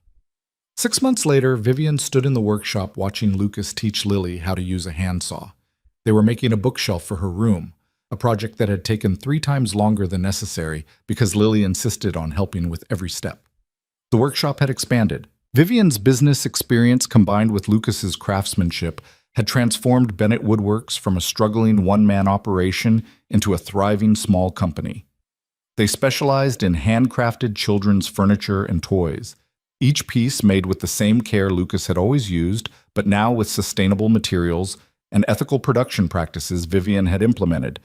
They'd hired 2 additional craftsmen and were training a third. Orders came from across the country, featured in magazines focused on artisan goods and conscious consumption. The business made money. Not Manhattan money, but enough to be sustainable and growing. Vivian split her time between Millbrook Creek and Manhattan just as she'd planned.